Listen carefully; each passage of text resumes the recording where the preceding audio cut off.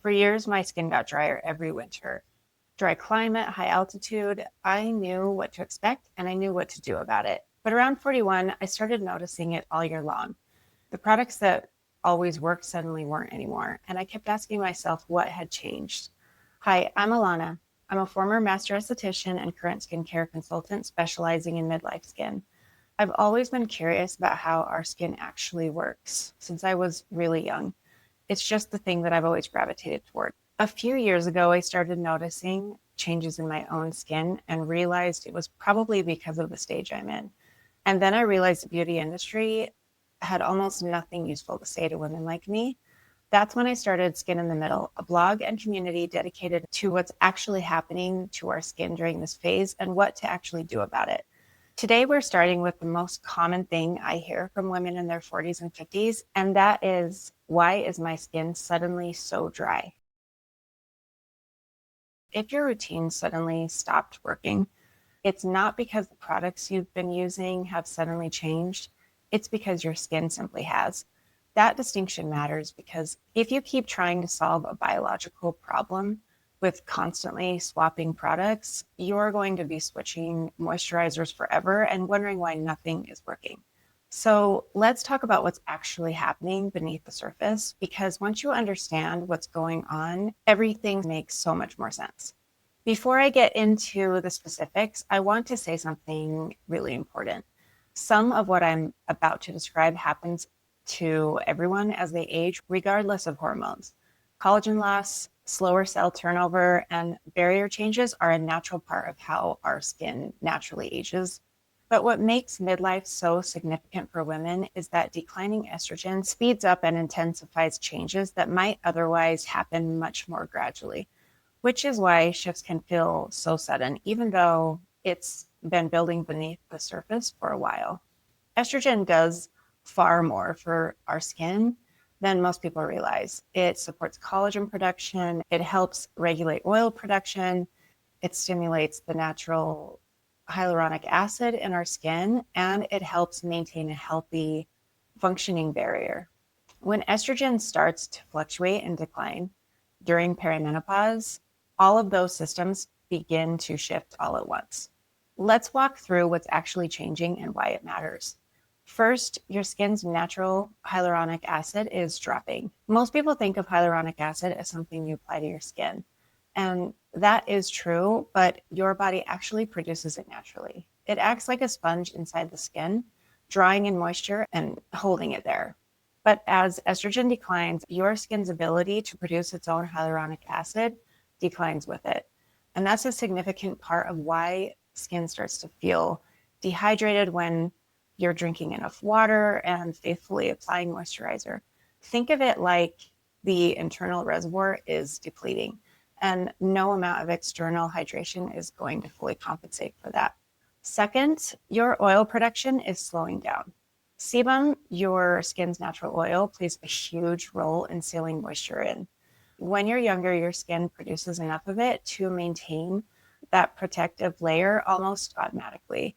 But as estrogen declines and oil production slows, that seal weakens, which is why your skin dries out faster after cleansing, it feels tight, and why your moisturizer can feel like it's evaporating within an hour of applying it. Third, your skin barrier is becoming less efficient. Think of your skin barrier like a brick wall. The bricks are your skin cells, and the mortar holding them together is made up of ceramides, fatty acids, and cholesterol. In midlife, that mortar starts to thin, partly because of natural aging and because estrogen helps regulate the ceramide composition in your skin's outer layer.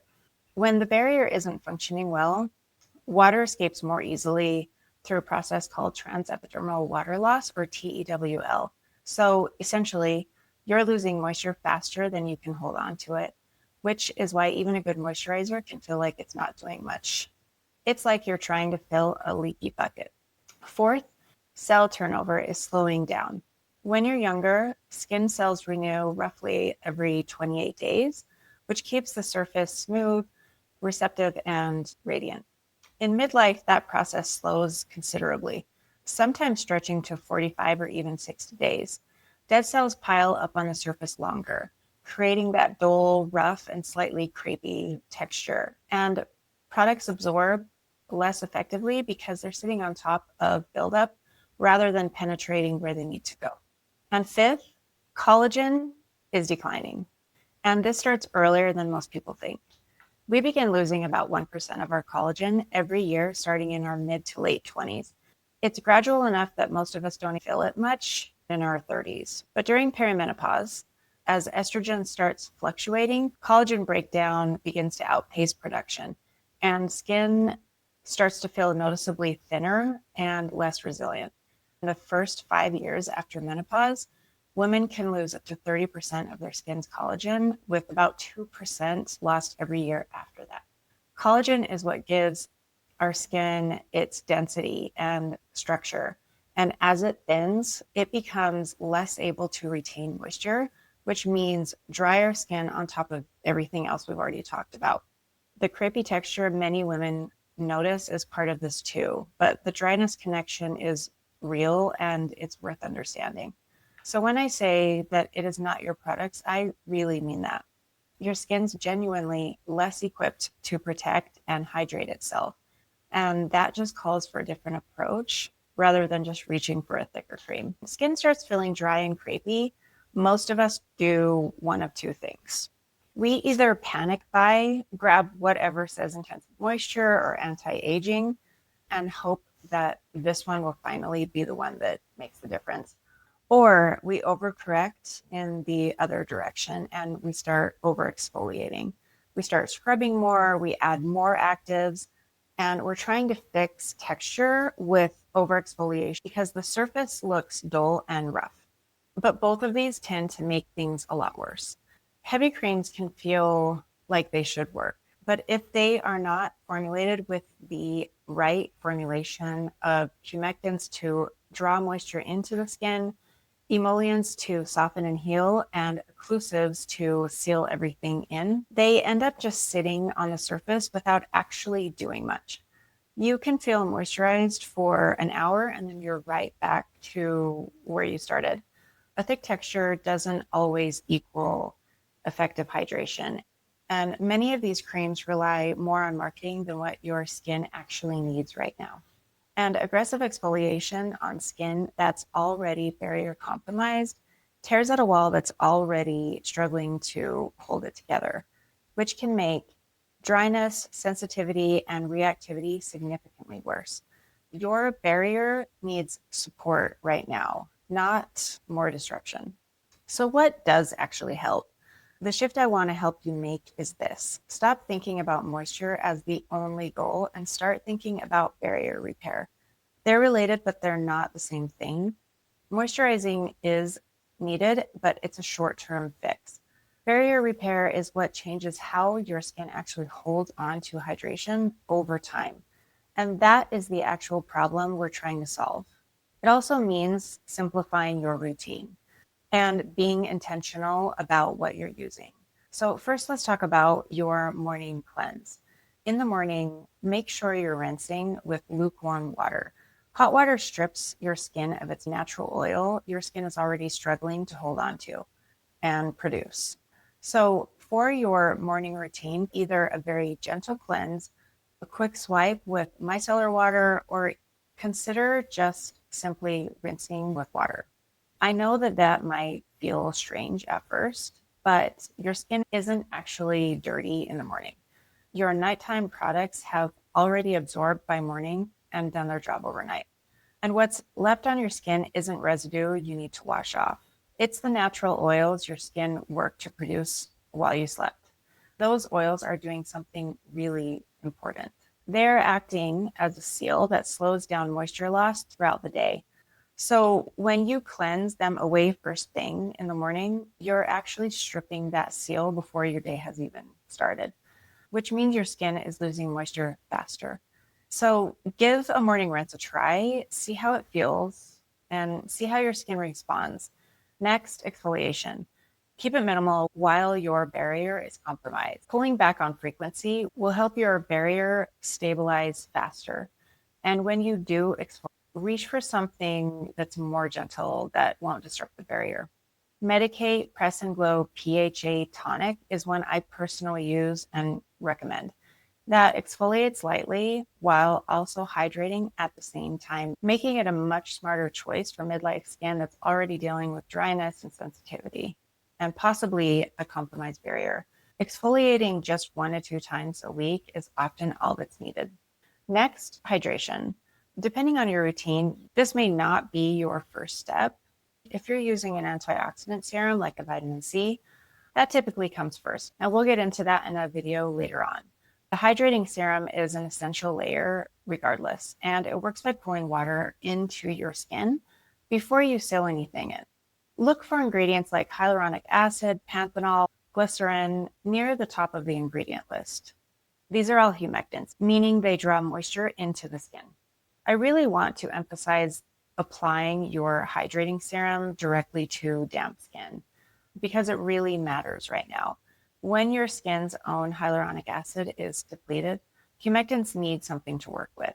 If you apply to completely dry skin, they will actually draw moisture from the deepest layers instead of pulling from the surface, which can actually leave skin feeling a lot more dry. Damp skin gives those humectants exactly what they need to do their job properly. Here are a few options I use and recommend. First, Medicate Hydrate B5 Intense Serum is built around hyaluronic acid and vitamin B5, which is panthenol. B5 helps the skin hold on to the moisture that hyaluronic acid draws in. So they actually work together to keep your skin hydrated longer rather than just giving you a temporary boost. Another one I really love is Paula's Choice Ecto-In Booster, which is excellent, especially if your skin is also reactive or sensitive. Ecto-In is a powerful hydrating ingredient that also strengthens your barrier and calms inflammation, which makes it a really great option when your skin is dry and irritated at the same time. Another great option if you want to specifically target hydration and barrier support in one step, the Unique Beta Glucan Power Moisture Serum is a great accessible option. Beta glucan is a deeply hydrating ingredient that also helps to calm and repair the barrier. After applying your hydration serum, seal all that hydration in with the moisturizer focused on barrier repair. This is where ceramides, fatty acids, and cholesterol come in. These are the ingredients that repair that mortar that we talked about earlier. For daytime, the one I always use is Prequel AM/PM Modern Moisturizer. This product absorbs so well and it layers beautifully under sunscreen and makeup. And it's formulated with the kind of skin identical ingredients that support your barrier rather than just sitting on top of it. At night, when your skin is in active repair mode, I like to reach for something a little richer. If you're looking for a budget-friendly option, CeraVe Moisturizing Cream is a pretty solid choice. It has ceramides and hyaluronic acid and has exactly what your skin needs at night without the price tag. If you want to step it up, SkinFit Triple Lipid Peptide Cream is built around a ceramide and lipid complex that mimics your skin barrier. If you want to invest in something a little more luxurious, Epion's Intensive Nourishing Cream is one of the best moisturizers I've used for dry midlife skin. It's rich without feeling heavy and formulated with ceramides and fatty acids that deeply support your skin barrier. If your skin is in a particularly compromised state, the Roche-Posay Cicaplast Balm B5 cream, layered on top as an extra occlusive at night, is one of the best things that you can do. It creates that seal that keeps everything underneath it working while your barrier recovers as you sleep. On retinoids, if you're not using one yet, it's definitely worth starting one. Retinoids can help speed up that sluggish cell turnover and have some of the strongest clinical evidence for stimulating collagen production, which means they address several of the underlying changes we've talked about today, not just the surface symptoms. They do take consistency over months to work, but they are absolutely worth it. A good place to start is CeraVe Skin Renewing Retinol Serum. It's gentle It's widely available and it's easy on the barrier, which matters a lot when your skin is already dealing with dryness.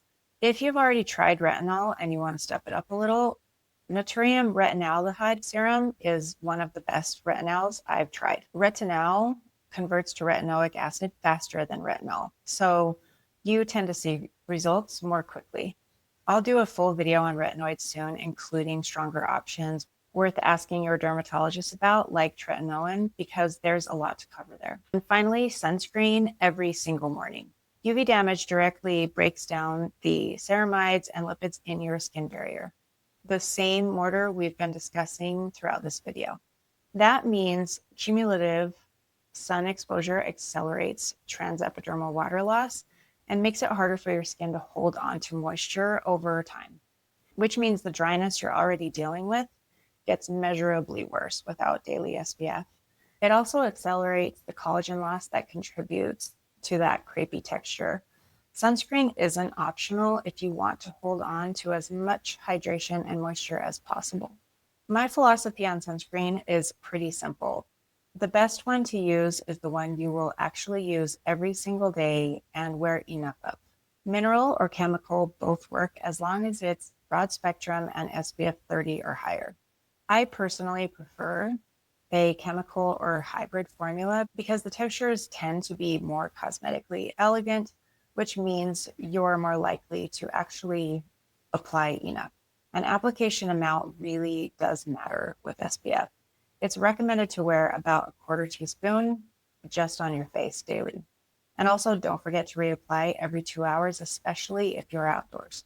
Some options I recommend at different price points are Pre-Cool Sun Barrier Mineral Sunscreen, a great accessible mineral option. Zinc oxide gives you broad spectrum coverage without irritating a compromised barrier, and it's formulated with barrier supporting ingredients like cica and bisabolol. They both help to calm and protect your skin at the same time. If you want to invest in something a little more luxurious on the mineral side, Tatcha Silk Sunscreen is one I often reach for. It wears beautifully on midlife skin. It doesn't leave a white cast, and it has a texture that actually feels like skincare rather than sunscreen. In my opinion, it's one of the best mineral options out there. For a chemical option, especially for my reapplication, but I do use it as my first application as well, is the Tatcha Milky Sunscreen. This is one of the most elegant formulations I've ever tried. It's very lightweight, hydrating, and it layers so well under makeup without peeling or feeling heavy. A hybrid sunscreen I really like and often recommend is Elta MD UV Clear. It comes in a tinted and non-tinted version. It combines zinc oxide with a chemical filter, which gives you that broad spectrum coverage with a much lighter, more wearable texture than just pure mineral. It also has niacinamide and hyaluronic acid built in, which makes it feel more like a skincare product than just SPF. This one is particularly great if you are acne prone or have rosacea. And of course, everything I've mentioned in this video, I will link below. I want to be transparent with you about what I personally use most often, and that's La Roche-Posay UVMune 400 Hydrating Cream, which is a European sunscreen. The reason I use this most often is that European sunscreen regulations allow for more advanced UVA filters that aren't yet FDA approved in the US, which means broader and more effective UVA protection. However, US sunscreens are great and absolutely work. The ones I mentioned in this video are genuinely good and I do use them, but I just want you to know what I actually reach for on a regular basis, so you can decide for yourself whether sourcing from abroad is worth exploring. I'll link this one below and include where you can purchase this sunscreen as well. Dryness in midlife isn't a product problem, and it isn't a failure of your routine. It's biology. And once you understand what's actually changing in your skin, it becomes so much easier to know what to reach for and why. You really do not need a 10-step routine. You just need the right ingredients applied the right way, consistently over time, and a sunscreen you'll actually wear every single morning. I want to end by saying that these changes are real and some of them are ongoing. We're not trying to turn back the clock or get our skin back to where it was a decade ago. We're working with where it is right now and giving it the best possible support for this stage. That's my goal with everything I share here, to help you feel good and comfortable in your skin during this transition. I have a full written post on everything we've covered today over on skininthemiddle.com. I'll link it below if you want to go deeper on any of it. If this was useful, please subscribe. This is exactly the kind of thing we cover here, and I have a lot more coming. I'll see you in the next one.